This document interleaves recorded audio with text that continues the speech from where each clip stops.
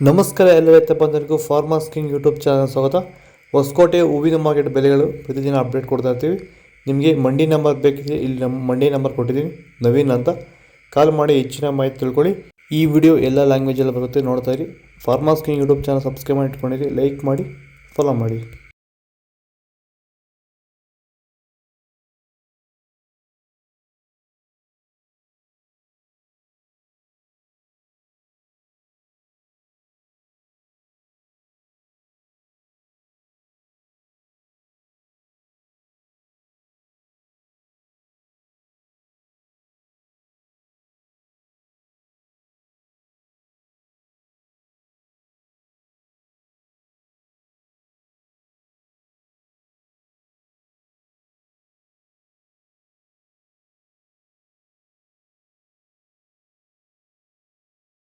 ₹50, 120.